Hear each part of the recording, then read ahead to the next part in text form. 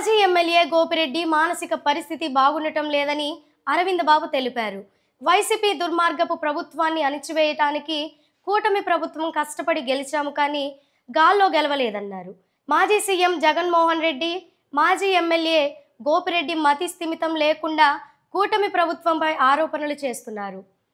మానసిక స్థితి లేక మహిళలను చులకన భావంతో మాట్లాడుతున్నావు.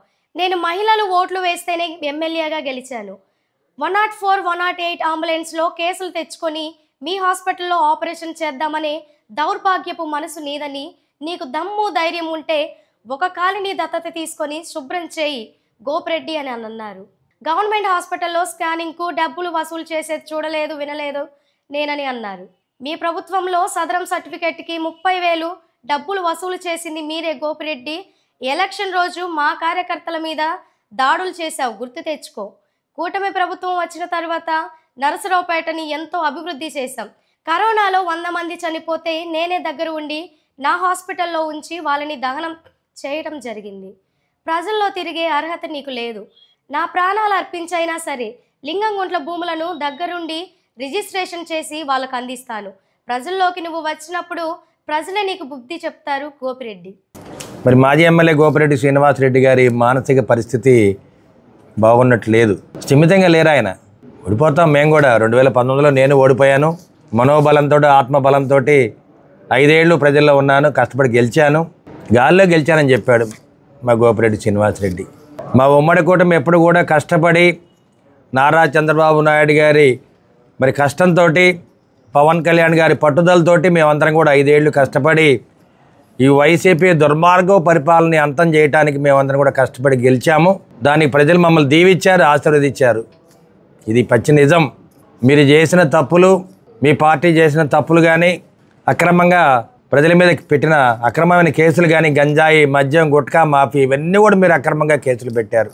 మరి వైసీపీ గవర్నమెంట్ జగన్మోహన్ రెడ్డి గారు కానీ, మరి మాజీ ఎమ్మెల్యే గోపిరెడ్డి శ్రీనివాసరెడ్డి ఓడిపోయిన తర్వాత మతిస్థిమితం లేకుండా ఈ విధంగా మాట్లాడుతూ ఉన్నారు. ఒకటే చెప్తున్నాను, అరవింద్ బాబుకి ఎప్పుడు కూడా మనోబలం ఎక్కువ, మనోధైర్యం ఎక్కువ. అది నీ దౌర్భాగ్యం. నీకున్నదే దౌర్భాగ్యం. అవినీతి, దుర్మార్గపు ఆలోచనతో నువ్వు ప్రయాణం చేస్తున్నావు. నేను ఎప్పుడు కూడా ఒంటరిగానే ప్రయాణం చేస్తాను. మా ఉమ్మడి కుటుంబ నాయకులు ఎప్పుడు కూడా నన్ను కాపాడుకుంటూ ఉంటారు. ఇదే విధంగా ప్రయాణం చేస్తాను. గడిచిన 5 ఏళ్ళుగా అదే విధంగా ప్రయాణం చేశాను. ఇప్పుడు అదే విధంగా ప్రయాణం చేస్తున్నా. అరవింద్ బాబు మరి ఎమ్మెల్యే గారు వెళ్తుంటే ఆడేది కూడా లేచి నిల్చోదంట. ఒక్కటి మాజీ ఎమ్మెల్యే గోపిరెడ్డి శ్రీనివాసరెడ్డి, ఆడవాళ్ళంటే అంత చులకన భావంతో మాట్లాడతావా చెప్పు? ఆడది కనీసం మహిళామణిని కూడా అనలను. మా అక్క చెల్లెళ్ళు, మా తోబుట్టువులు వాళ్ళందరూ కూడా నన్ను దీవించి ఆశీర్వదించి నన్ను గెలిపించిన మహిళలు వాళ్ళందరూ కూడా, అటువంటి వాళ్ళని గౌరవంగా పిలిచే సంస్కారం కూడా లేని మంచివి నువ్వు గోపిరెడ్డి. నీకు మానసిక స్థిమితం లేదు. ఇవాళ ఓడిపోయాను, నేను హ్యాట్రిక్ సాధిస్తాను ఎన్నోసార్లు నువ్వు అన్నావు. ఆఫ్టర్ ఆల్ అరవింద్ బాబు అన్నావు ఆ రోజుల్లో. కావచ్చు, అరవింద్ బాబు ఎప్పుడు కూడా ఒంటరి పోరాటం చేస్తాడు, ప్రజల్లో ఉంటాడు. నేను గెలిచిందే మహిళల ఓటర్లతో నేను గెలిచాను. ఇది స్పష్టంగా చెప్తున్నా. మా అక్క చెల్లెలు నన్ను దగ్గరుండి మా అన్నయ్యని అరవింద్ బాబు గెలిపించాలని వారు చెప్పడం జరిగింది. నన్ను గెలిపించారు, నన్ను దీవించారు. అటువంటి మహిళలను ఆడది అనే పదాన్ని వాడావు. ఇది వెనక్కి తీసుకోవాలి. సంస్కారం లేని వ్యక్తి నువ్వు. అదేవిధంగా లింగంగుంట భూములు అని చెప్పాడు. లింగంగుంట భూములు ఇప్పుడు కాదు, 2008లో దాని మీద పోరాటం చేస్తే లింగంగుంట నాయకులందరూ కూడా ఆ రోజు మరి నిరసన కార్యక్రమాన్ని చేపట్టి ఆమరణ నిరాహార చేయడం జరిగింది. నేను అప్పుడు ఇక్కడ డాక్టర్గా ఉన్నాను. డాక్టర్గా ఉండి ప్రతిరోజు వాళ్ళని బీపీ, షుగర్ టెస్ట్లను చేయించేవాడిని దగ్గరుండి. అప్పుడు వైసీపీ నాయకులు, టీడీపీ నాయకులు నేను ఎప్పుడు చూడలే. అందరు నాయకులకి బ్లడ్ టెస్ట్ చేశాను, బీపీలు చూశాను. చాలామంది పడిపోవడం కూడా జరిగింది. మరి ఈ లింగంగుంటలో సీనియర్ నాయకులు కూడా చాలామంది ఉన్నారు. 50 ఏళ్ళ నుంచి రాజకీయం చేసిన నాయకులు కూడా ఉన్నారు.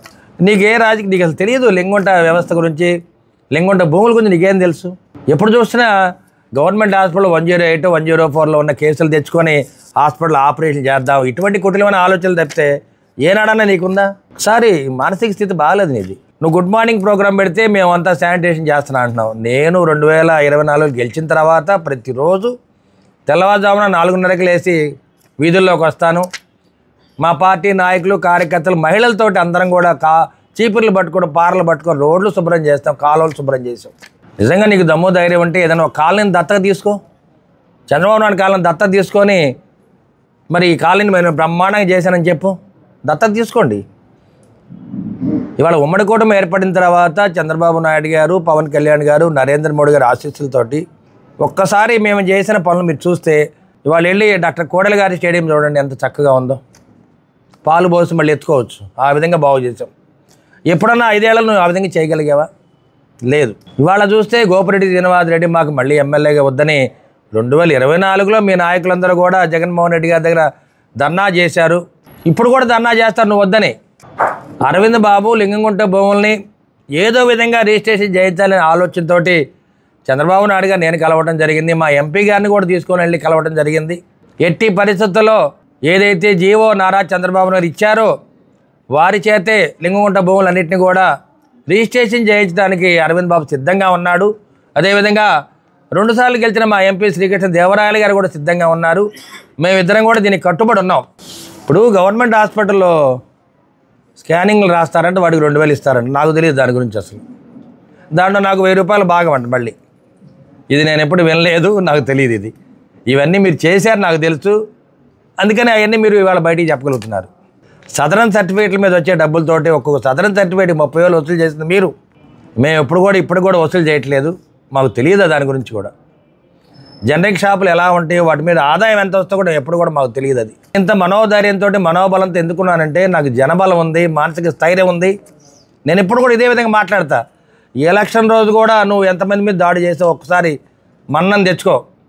లాయర్ చిన్నపరెడ్డి గారు ఆయన మీద ఎగబడి తలకాయ పగలగొట్టారు, చేయి ఎరగొట్టారు. 2 నెలలు ఊర్లో లేకుండా మీరు అతను తరివి కొట్టారు.